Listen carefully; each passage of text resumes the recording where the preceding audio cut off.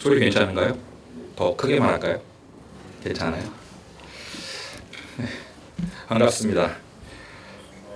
네, 네, 감사합니다. 어제 저녁에 마지막으로 이제 설교 이 원고를 뭐 검사까지는 아니고 이제 보여드리러 집에 갔습니다. 아버지가 집으로 와라 항상 그러시거든요. 저는 이제 보통 기도해 주세요. 이렇게 좋은 기도 참 뭐 은혜 받게 해주시고 성령이 사용하시고 참 좋은 기도 하시고 이제 끝났어요. 이제 한마디를 하시더라고요. 보통 마지막이 제일 중요하잖아요. 기도는 끝났고 그 뒤에 딱 한마디를 하셔서 와 이제 중요한 얘기를 하시나 보다 하신 얘기가 설교 길게 할 필요 없다. 아버지가 제일 길게 하시는데 저한테는 길게 할 필요 없다고 하셔가지고 짧게 최대한 짧게 할 테니까 소망을 가지고 들어주시면 감사하겠습니다. 그리고 오늘 또 불려갈 수 있습니다. 받침 하나 뺐을 뿐인데라는 글을 제가 읽어본 적이 있습니다. 인명제천이라는 말이 있어요. 아시는 분도 계시고 모르시는 분도 계실 겁니다. 인명제천. 생명의 길고 짧음은 하늘에 달려있다는 의미예요. 여기서 니은 받침 하나를 빼면요 인명제처가 됩니다. 안 나오죠? 네. 사람의 운명은 아내에게 달려있다는 의미가 됩니다. 진인사대천명이라는 말이 있어요. 최선을 다한 후에 하늘의 명을 기다리라는 의미입니다. 그래서 니은 빼면 어떻게 될까요? 진인사 제처명. 최선을 다한 후에 아내의 명령을 기다려라. 지성이면 감천이다. 무슨 받침 빼야 되죠? 네, 니은 빼면은 지성이면 감처다. 최선을 다하면 아내도 감동한다. 니은 받침 하나를 뺐을 뿐인데 모든 내용이 아내와 관련된 말로 연결이 됩니다. 원래는 이 말들이 다 이제 뭐 하늘이 감동한다, 하늘이 도와준다 이런 얘기로 그런 의미를 가지는 말들입니다. 예수님의 표적에 대해서 계속해서 이제 묵상을 하고 나누고 있는데요. 개인적으로 예수님의 표적을 계속 살펴보면서 이 표적들이 어떤 하나의 결과를 이제 말해주고 있다는 생각이 들었습니다. 그것은 오늘 본문에 다룰 것이지만 바로 죄 사함의 문제입니다. 오늘 본문에서는요 예수님께서 대놓고 죄 사함이라는 말을 꺼내셨어요. 왜 예수님의 표적이 죄 사함으로 연결이 되는가 생각해보니 죄 사함은 예수님께서 행하시는 가장 크고 중요한 표적이기 때문입니다. 예수님이 이 땅에 오신 목적 그 자체를 만약에 한 단어로 이제 압축을 해보자면 뭐 여러 가지 단어가 될 수 있습니다만 죄사함이라는 어떤 결론에 도달할 수 있겠다라는 생각이 들었습니다. 성경이 말하는 인생의 가장 큰 문제는 죄 때문에 하나님과 사람 사이가 갈라졌고 죄 때문에 사람들이 점점 더 악해지며 죄 때문에 모든 사람은 그 결과로 영원한 심판에 처하게 된다는 점입니다. 그렇기 때문에 이 죄 문제를 다뤄주고 이 문제를 해결해 주실 수 있는 일이야말로 가장 큰 표적이라고 할 수 있습니다. 그렇게 우리도 예수님의 이 죄 사함을 누리는 것이 반드시 필요합니다. 아마 이 자리에 계신 모든 여러분들도 죄 사함을 원하실 것입니다. 뭐 혹시 죄 사함 그게 뭔데?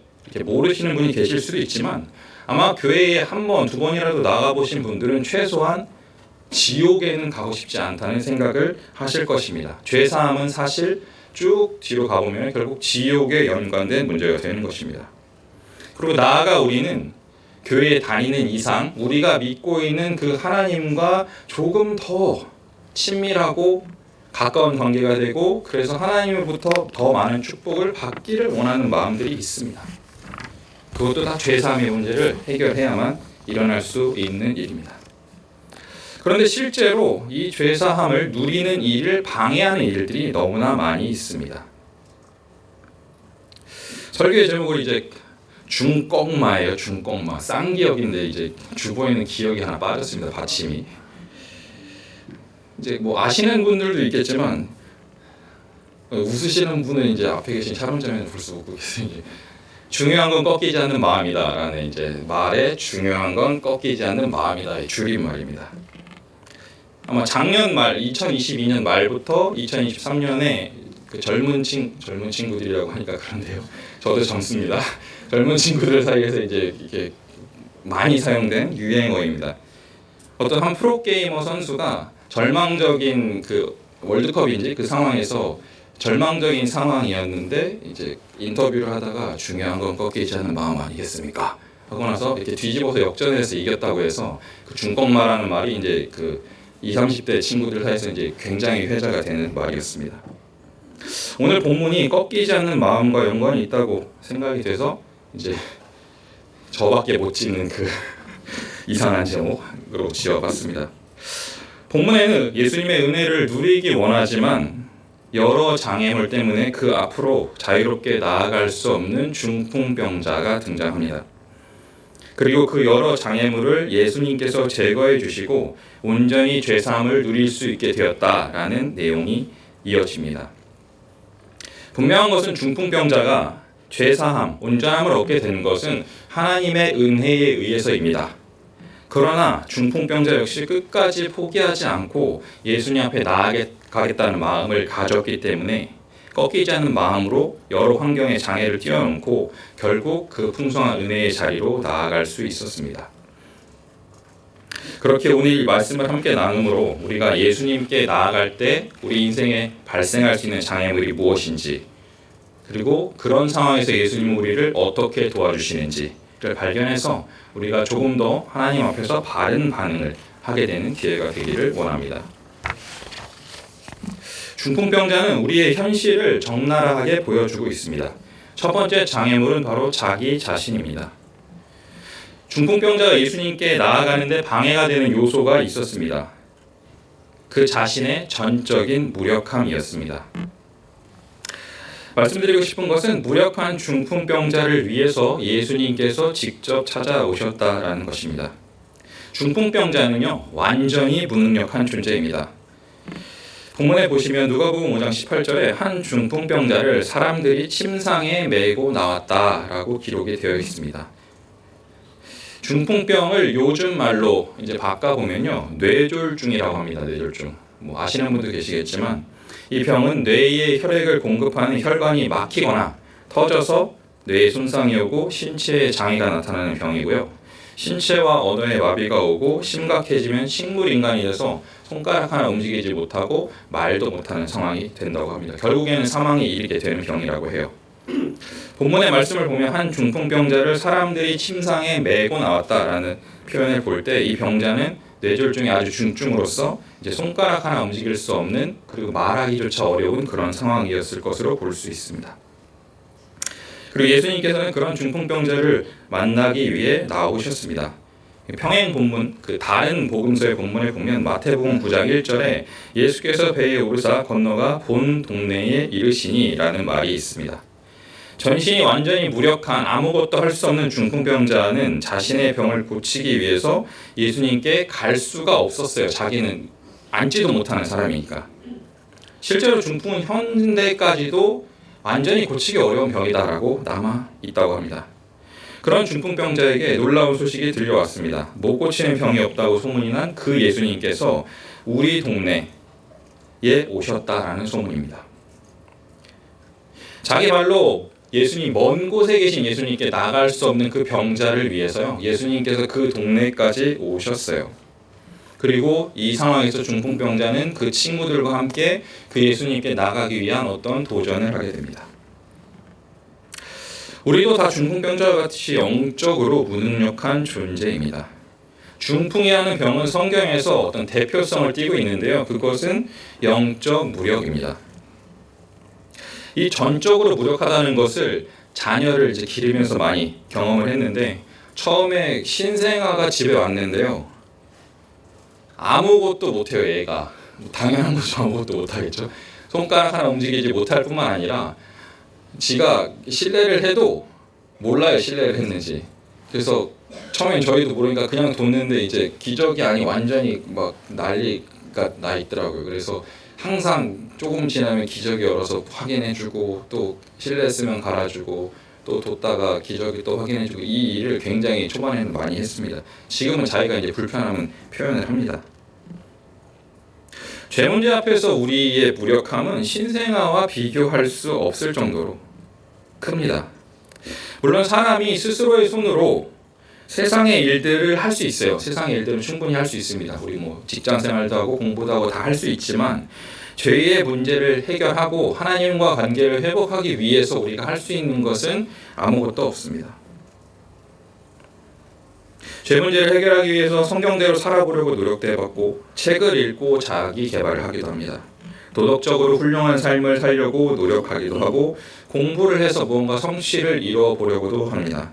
그러나 그 모든 것은 죄 문제를 해결하는데 하나님의 심판을 피하는데 아무런 도움도 될 수 없습니다.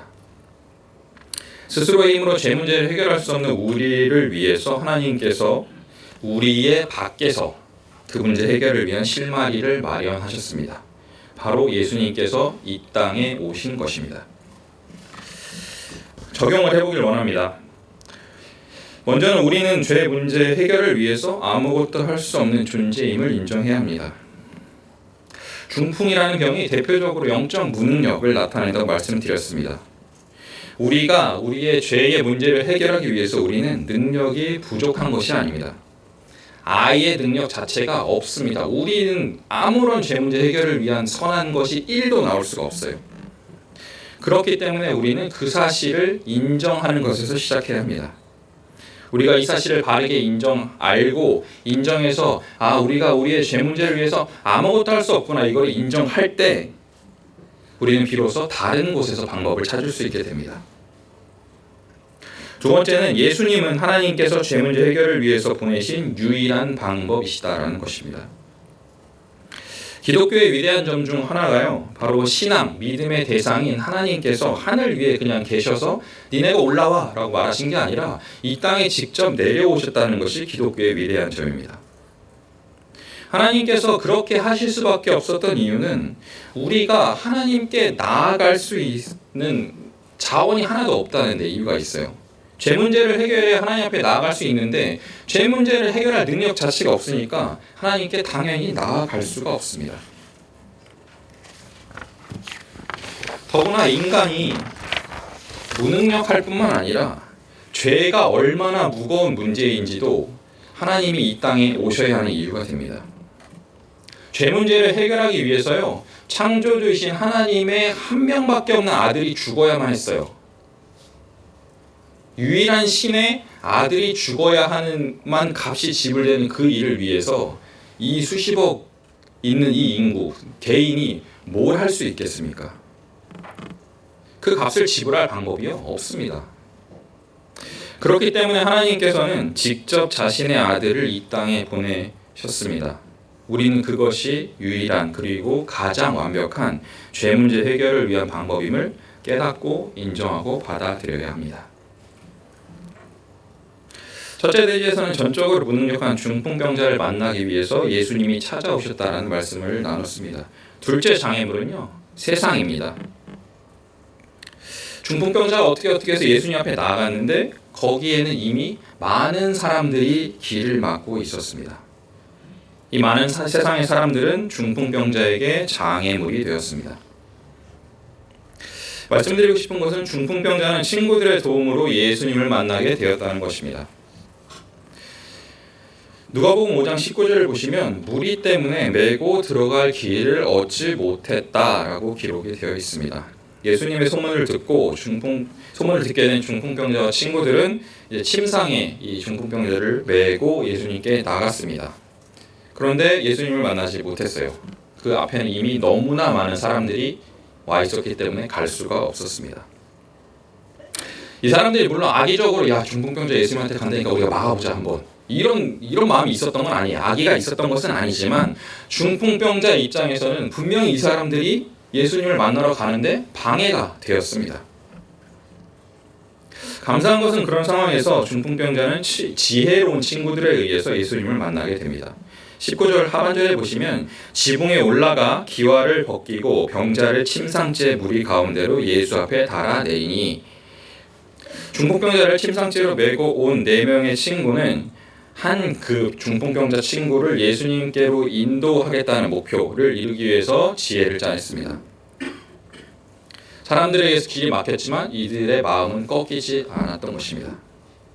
그들은 예수님이 계신 집의 지붕으로 올라가서요, 기와를 벗기고 침상째로 예수님께 병자를 내려보냅니다.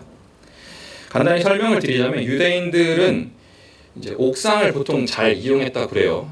그래서 집을 이렇게 돌로 지어놓고요, 옆에 계단이, 옥상으로 올라갈 수 있는 계단이 있었다고 합니다.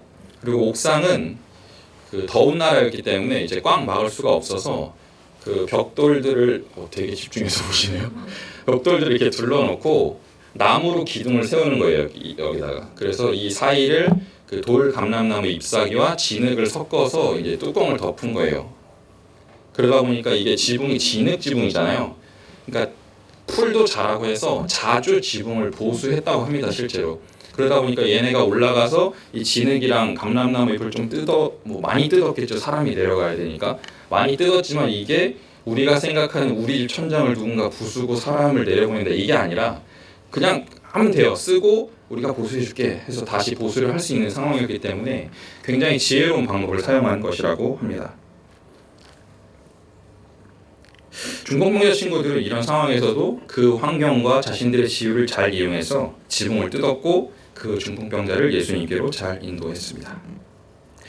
하나님께서는요, 사람들을 통해서 우리도 이 자리로 부르셨습니다. 하나님께서는 스스로의 힘으로 죄의 문제를 해결하지 못하는 죄인들을 위해서 예수님을 이 땅에 보내셨어요. 그런데 예수님이 이 땅에 오셨다고 해서 모든 사람들이 와, 오셨구나, 드디어 오셨구나, 영접하고 믿고 막 받아들이고 찬양하고, 안 그래요. 세상에는 예수님께로 나가는 길을 가로막고 있는 게 너무나 많습니다. 예수님을 믿는 것보다 더 중요한 일이라고 여기게 하는 세상의 일들이 있습니다. 누군가는 인생의 성공을 위해서 예수님께 나아가는 것을 나중에 하겠다라고 말합니다. 또 누군가는 취미생활이 중요해요. 조심스러운 말이지만 축구하러 가고 싶을 때가 있잖아요. 폭격기도 있는데 예배 끝나고 가면 됩니다. 근데 꼭 겹쳐요. 이 자체가 악한 것은 아닙니다. 축구하고 성공하고 토익 보고 뭐 취업 준비하고 이게 나쁜 것은 아닙니다. 그 자체에 악한 어떤 속성이 있는 것은 아니지만 분명한 것은 이런 일이 우리가 예수님께 나아가는 그 길을 막을 수 있다는 거예요. 그렇기 때문에 하나님께서는 지혜로운 전도자들을 사용하셔서 우리를 부르십니다. 잘 생각해보면요, 우리가 지금 이 자리까지 오는데 우리를 인도한 사람들이 있어요. 나는 축구하러 가고 싶은데 야, 오면 밥 사줄게. 야, 오면 재밌어. 재밌게 해주고 여러 가지 방법을 통해서 인도해 줍니다.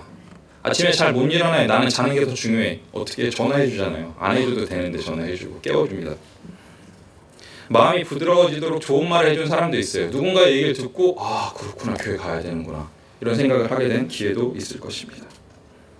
하나님은 그렇게 많은 사람을 사용하셔서요, 그들에게 지혜로운 방법을 사용하게 하셔서 죄인들을 교회로, 하나님께로 부르고 계시다는 사실을 기억하셨으면 좋겠습니다.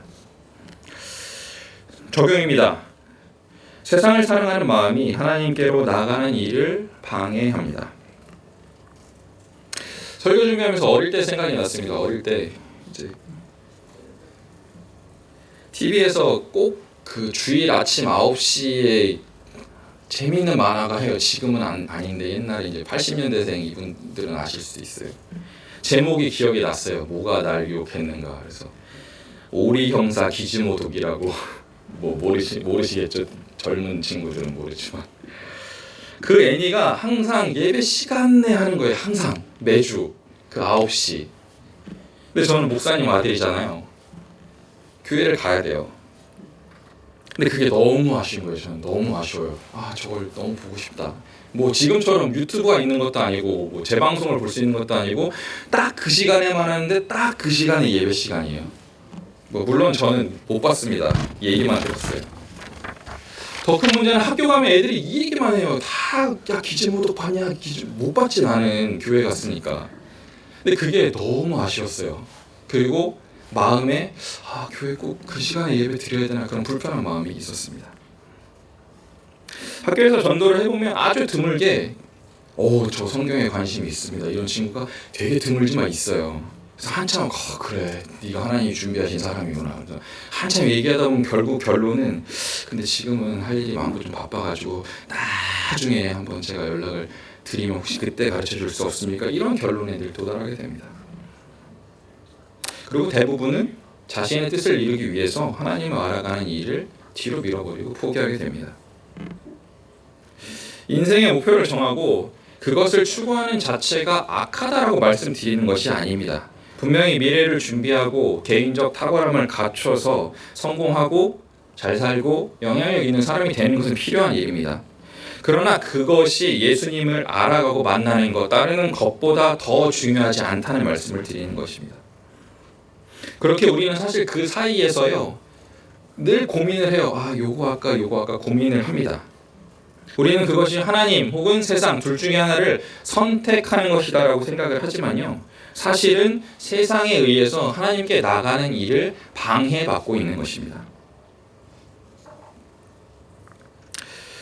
두 번째 적용은 경건한 이들과 함께할 수 있음을 귀하게 여겨야 한다는 것입니다. 중풍병자는 손가락 하나 까딱할 수 없는 그를 침상에 달아서 예수님께로 옮겨줄 지혜롭고 신실한 친구들이 있었습니다. 누구와 함께하느냐가 이만큼 중요한 일이라는 거예요. 그리고 중풍병자는 지혜로운 이들과 함께했기에 그의 인생이 통째로 바뀌게 되었습니다. 제가 30대 초반에 사역을 처음 하면서 있었던 일이었어요. 어느 금요일 겨울이었고 교회에서 이제 그 철야 기도회, 금요 철야 기도회라는 게 있거든요. 이 교회에는 이제 찬양을 하고 이렇게 기도를 하고 이렇게 찬양 기도 이렇게 반복을 하는데 한참 찬양을 하고 있는데 통째로 건물이 다 정전이 된 거예요. 그 통교회 건물이었거든요. 빨간색 십자가 올라간 건물 아시잖아요. 그 교회 건물이었는데 이제 히터를 너무 세게 틀었는지 전기가 다 내려갔어요. 근데 이게 본당이 2층에서 4층까지가 통으로 본당이거든요. 되게 높아요 천장이. 전기는 다 꺼졌고 뭐 건반도 소리가 안 나죠. 불도 꺼졌죠. 뭐 히터도 다 꺼졌죠. 아예 벽돌 건물이니까 정말 칠흑같이 어두운데 겨울이잖아요. 그러니까 바람 부는 소리만 이렇게 불어요 밖에서. 저는 이렇게 강대상에 서 있고 앞에 이렇게 하다가 다 멈췄어요. 너무 무서운 거예요. 나 어떡하지? 내가 인도해야 되는데 막 겁을 먹고 있었습니다. 근데 갑자기 한 권사님이 앞에 하던 찬양을 갑자기 이어서 부르시는 거예요. 우리 주님 오실 때까지 나는 이러가 달려가리라. 무슨 찬양인지 아세요? 마라나타입니다. 마라나타. 네, 제가 노래 잘 못해서 이렇게 노래는 못 부르지만 집에 가서 한번 불러보세요. 우리 주님 오실 때까지 나는 이러가 달려가리라. 근데 또 되게 구슬퍼요. 이렇게 깜깜하고 바람 부는데 구슬프게 우리 주님 이러는데 진짜 주님 오실 것 같은 거예요. 너무 무섭더라고요. 근데 감사한 거는 그분이 이렇게 부르시기 시작하니까 이제 한 명씩 찬양을 부르고 이제 다 찬양을 부르는데 여전히 아무것도 안 보여요. 그래서 저도 어떻게 해요? 그냥 마이크도 안 나오니까 육성으로 했습니다. 그리고 이제 되게 크게 했죠. 그리고 이제 기도하시라고 하고 저는 내려가서 이제 전기 다시 올리고 수습하고 올라와서 마무리했습니다. 나중에 여쭤보니까 그 권사님은 무서울 땐 찬양을 하신대요. 그래서 그분도 무서운 거예요. 이게 꺼지니까 무서워가지고 그냥 찬양을 하던 걸 마저 하셨다고 그렇게 얘기를 하시더라고요. 그 일뿐만 아니라 그 권사님께는 그 일에서 많은 도움을 받았던 기억이 있습니다.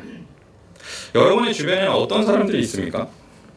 우리 교회에는요, 여러분을 예수님께로 더 가까이 옮겨줄 많은 사람들이 있습니다. 예수님을 만나도록 도와줄 수 있고요, 예수님을 믿고 따르는 삶을 더 잘할 수 있도록 도와줄 수도 있습니다. 그렇게 나와 만나서 교제해 주시는 분, 또 이렇게 옆에 앉아 계신 그분을 좀 더 귀하게 여기시면 좋겠습니다. 그 사람들은 정말로 여러분들이 하나님 앞에서 더 성숙하고 풍성한 삶을 누리기를 진짜 바라세요. 그분들은. 그래서 그 일을 위해서 시간도 쓰고 있고 에너지도 쓰고 있고 생각보다 많은 걸 쓰고 있습니다.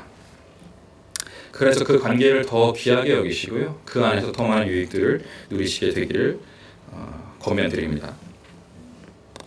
죄로 가득한 세상 가운데서 우리를 하나님께로 인도하는 사람들이 있다고 말씀을 드렸습니다. 벌써 세 번째 대지입니다. 세 번째 장애물은요, 잘못된 가르침입니다. 이 병자가 자신의 무력함 그리고 사람들의 방해에도 불구하고 예수님께 드디어 도달했습니다. 그런데 그 자리에는요, 자신들의 뜻대로 잘못된 가르침을 나누는 이들이 있었습니다. 예수님은 자신의 뜻이 아닌 하나님의 뜻을 이루시는 분이라는 것을 말씀드리고 싶습니다. 바리새인들은 자신들의 기준으로 예수님을 판단했습니다. 예수님께서 이제 자신 앞에 그 천장에서부터 내려온 그 중풍병자를 보시고 병을 고쳐주세요. 그런데 이 과정에 문제가 발생합니다. 20절에 보시면 예수께서 그들의 믿음을 보시고 이르시되 이 사람아 내 죄사함을 받았느니라 하시니 라고 말씀을 하십니다. 아무것도 없었어요. 그냥 얘가 내려오자마자 보시고 죄사함 받았다 라고 말씀을 하십니다. 그리고 이 발언이 그 자리에서 큰 파장을 일으킵니다. 21절을 보시면 서기관과 바리새인들이 생각하여 이르되 이 신성 모독하는 자가 누구냐? 오직 하나님 외에 누가 능히 죄를 사하겠느냐? 라고 생각을 했다, 말을 했다, 이런 표현들이 다양하게 있습니다. 사실 예수님을 책잡으려고 이제 태클 걸려고 기다리고 있던 바리새인과 서기관들에게는 좋은 건수가 생긴 거죠. 예수님을 신성 모독하는 존재로 만들어 버렸습니다. 율법에서 신성 모독을 의미하는 게 세 가지가 있습니다. 첫째는 율법을 비방하는 거예요. 율법이 틀려 먹었다. 둘째는 하나님의 이름을 모독하는 겁니다. 하나님 XXX 이런 것들이 있겠죠.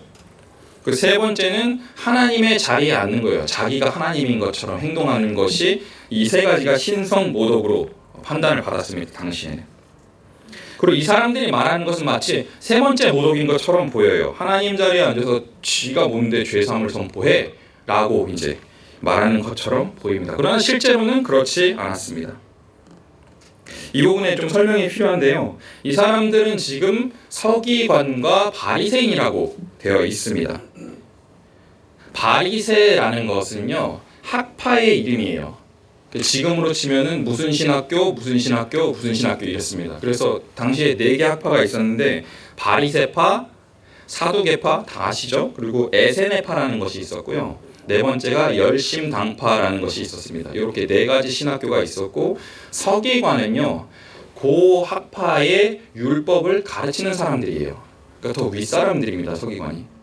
그러니까 무슨 신학교의 교수님, 무슨 신학교의 교수님 이런 의미이기 때문에 서기관과 바리새인이 있었다는 것은 바리새파 신학대학교의 교수님과 학생이 그 자리에 있었다, 이제 이렇게 이해를 하시면 됩니다. 특히 서기관들은요, 당시 사회에 죄사함을 인정해 줄 수 있는 사람들이었어요. 구약 율법에 나와 있지만 하나님께서 제사를 받으시고 죄가 사해졌다 인정을 해주실 때 그것을 선언할 수 있는 권한이 제사장들에게 있었습니다. 그리고 이 서기관은 율법을 연구하고 풀었기 때문에 제사장들에게 영향을 줄 수 있는, 그래서 사실상 서기관들도 죄사함을 받았다라고 말을 할 수 있는 권한이 자기들한테 있었어요. 이 사람들이 지금 하나님 외에 누가 죄사함을 말할 수 있냐라고 말을 하고 있지만 실제로 자신들은 이미 사람들의 죄사함에 대해서 본인들이 좌지우지하고 있었습니다. 하나님의 권위를 이 사람들은 훔쳤고요. 그 율법을 자신들이 가르친다는 명목하에 죄사함의 기준을 자신들에게 갖고 있었어요. 이들에게 하나님은 순종의 대상이 아니라 이용의 대상이었습니다. 이와 대조적으로 예수님께서는 하나님께 순종하심으로 그 뜻을 온전히 이루어 가십니다. 누가복음 5장 23절입니다. 이거 같이 한번 읽어볼까요?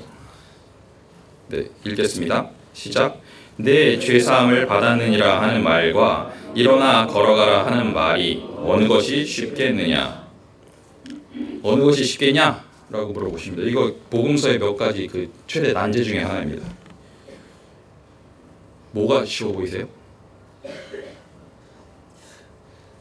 약간 이런 느낌이 지금 뭐가 쉽냐? 손 한번 들어볼까요? 죄사함이 쉽다.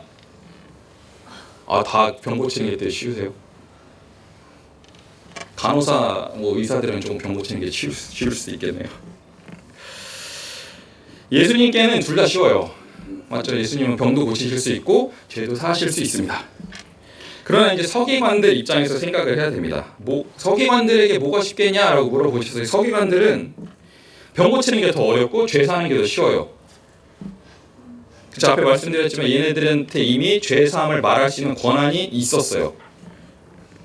또 만약에 서기관들이 누가 왔어요. 제사 드리고 왔어. 그래서 저 제사 드리고 왔습니다. 그래서 그래 네가 죄 사함을 받았다. 그럼 이 사람한테 무슨 변화가 나타납니까?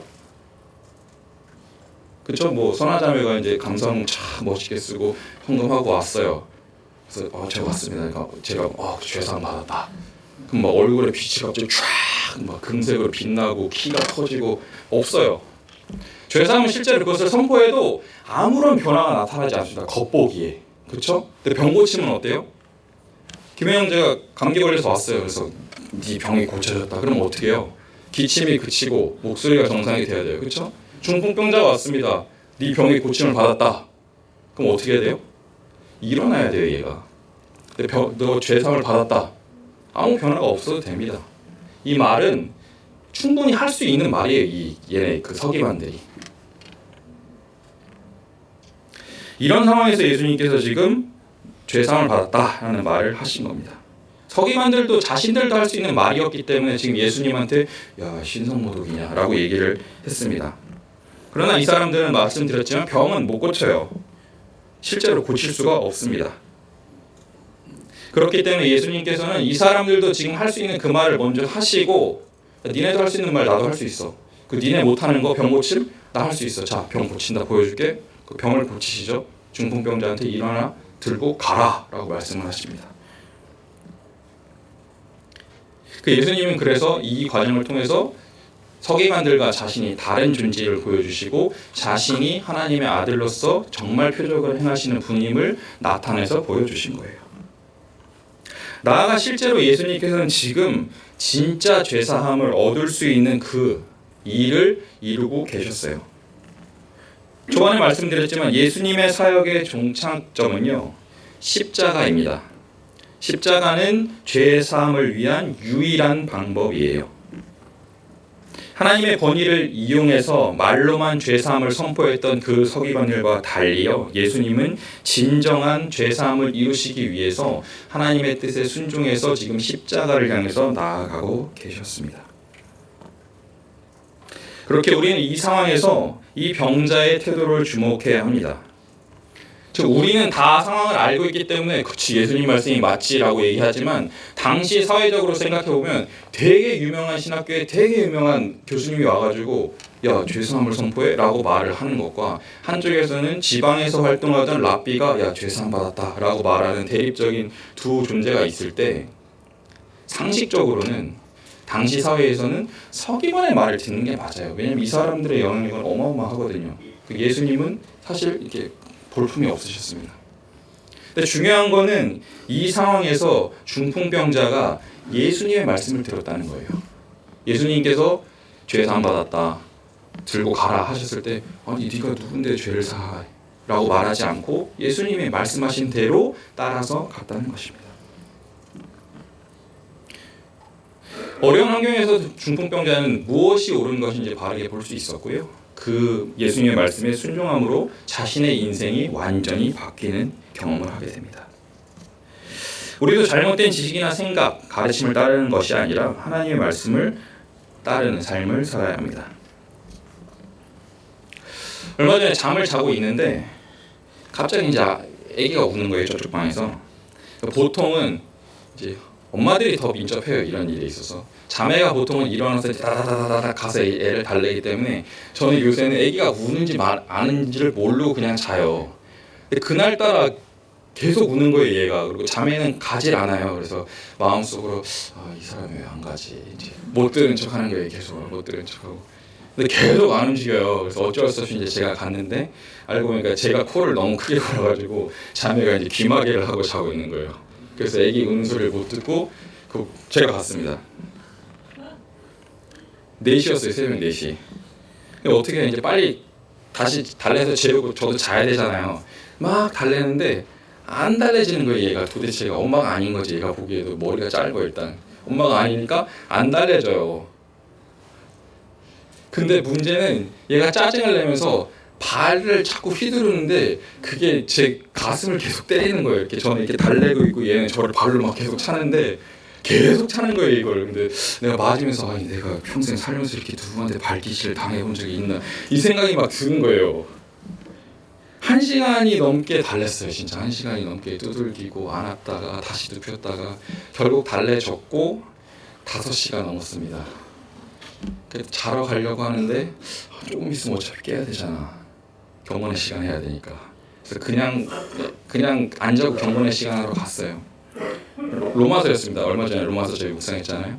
로마서 묵상하면서 죄에 대해서 막 하나님 말씀을 하시는데 그래 얘는 죄인이지 죄인이야 지옥 갈 죄인이야 이 생각만 계속 드는 거예요 머리에서.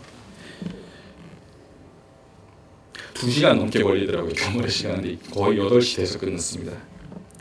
경건의 시간이 주님과의 교제가 어떤 시간입니까? 하나님의 음성을 듣는 시간입니다. 그런데 그 시간이 자녀와의 전쟁으로 인해서 내 모습을 돌아보는 게 아니라 아 그래 얘는 아직은 지옥 갈 존재구나 죄인이지 이 생각만 하다가 끝날 뻔했어요. 감사한 거는 그래도 하나님께서 그런 자녀를 그 저주하는 제 모습을 보게 하셨고 내가 정말 하나님 앞에서 은혜 없으면 안 되는 죄인이구나 하는 것들을 깨닫게 해주셨습니다. 이런 일은 우리의 삶에 늘 이런 상황들은 있습니다. 하나님의 은혜를 누리러 나가는 그 길에 그 나가는 길을 가로막는 어떤 잘못된 생각이나 혹은 세상적 가르침이 있다는 겁니다. 나 같은 사람은 은혜 받기에 합당하지 않다. 믿어서 그리스도인이 됐는데 내가 이제 죄를 지었으니 하나님께서 나를 미워하시겠구나. 이런 것들은 다 사단이 심어주는 생각입니다. 그럴 때는 그 잘못된 생각을 따라가는 일을 멈추시고요. 하나님께서 무엇라 나에게 말씀하시는지에 귀 기울이시는 일에 힘써야 합니다. 그럴 때 하나님께서는 분명히 우리가 포기하지 않는다면 하나님께서도 우리 마음에 분명히 하나님의 음성을 들려주십니다.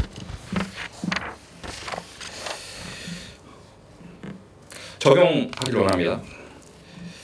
인간적인 생각이 아니라 하나님의 말씀으로 자신을 무장해야 합니다. 제가 이제 예전에 한번 예언자 발언했다가 그 한 자매가 굉장히 곤란을 겪었었는데 이제 새로운 예언자가 등장했으니까 이제 그 자매 잊어주시고 이제 제가 돕는 형제가 저에게 목사님은 참 예언자 같다고 어떻게 하는 말마다 이렇게 쪽쪽 맞으시냐 이렇게 얘기를 하는 거여서 그래 내가 뭔가 영성이 깊어졌나 보다. 근데 왜 그렇게 얘기했냐 이제 물어보니까 자기가 이제 직장 문제로 처음에 되게 어려웠어요. 근데 이제 기도하면서 같이 잘 넘어갔습니다. 그래서 목사님 저 어려움이 해결됐습니다. 이렇게 얘기를 해. 걱정 마라 어려움은 또 온다. 어떻게 됐어요? 그 다음에 또 다음 직장에서 또 어려움이 또 찾아온 거예요.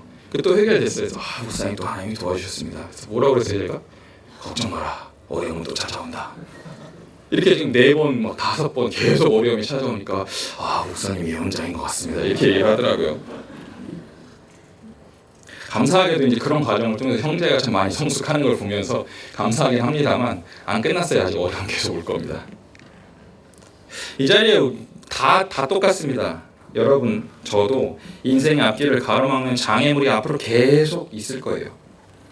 그럴 때 내 생각과 내 능력만 가지고 그것과 싸우지 마시고 모든 은혜와 능력이 풍성하신 하나님의 말씀으로 그것을 무기 삼아 그 장애물들과 싸우시기를 권면드리고 싶습니다.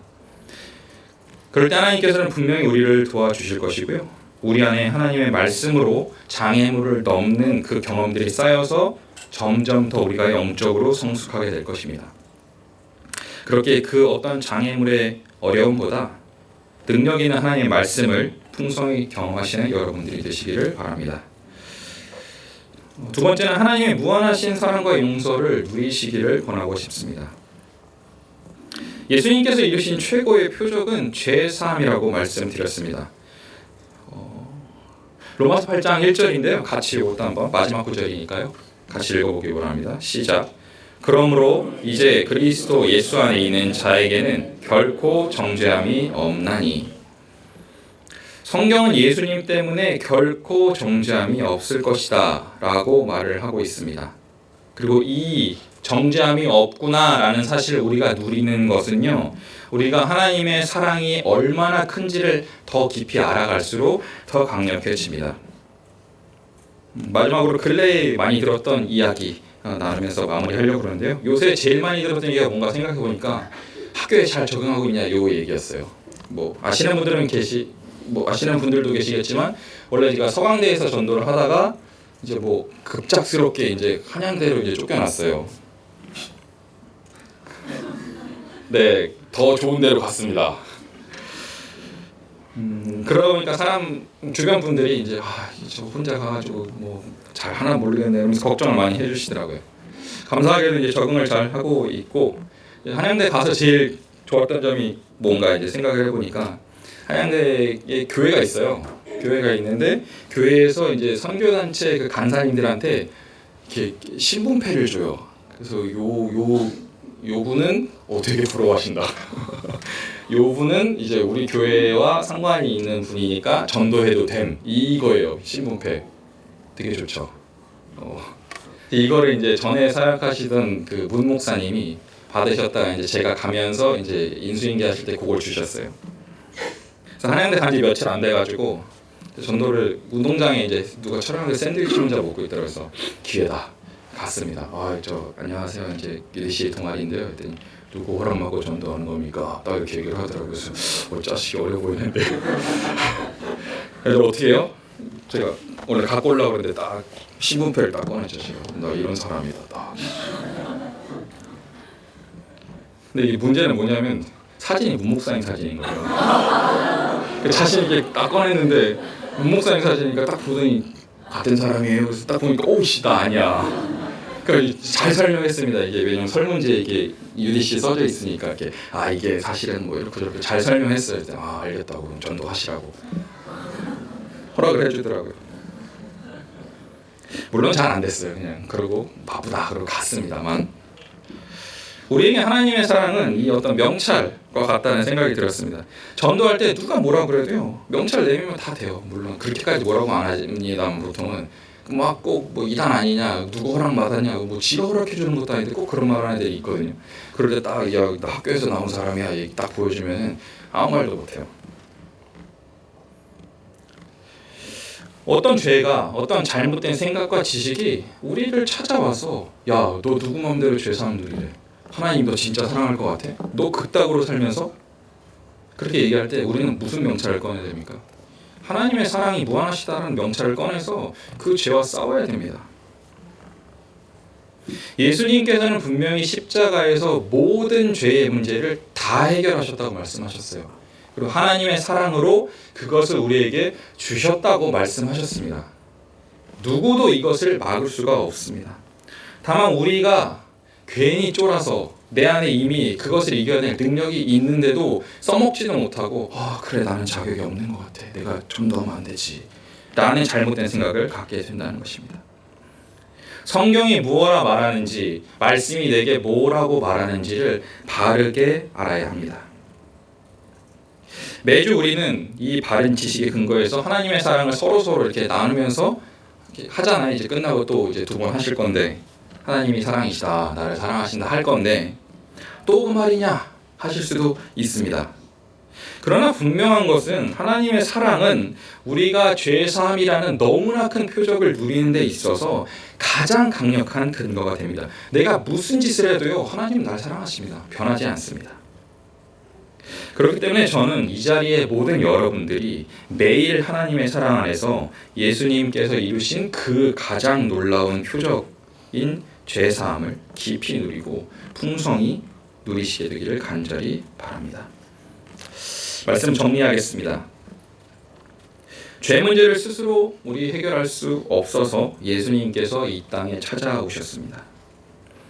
그리고 예수님께서는 지혜로운 신실한 사람들을 사용하셔서 연약했던 무능했던 우리를 예수님께로 인도하셨습니다.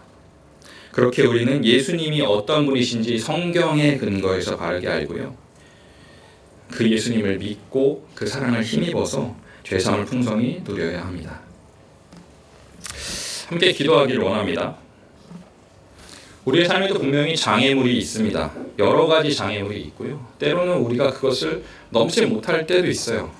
그러나 그럴 때조차도 우리는 하나님의 사랑을 바라보고 의지하고 주장해야 됩니다. 이 시간 기도하실 때 자신에게 어떤 장애물인지 고백하시고 그 장애물을 예수님께서 하나님께서 넘을 수 있도록 도와주시길 기도했으면 좋겠고요.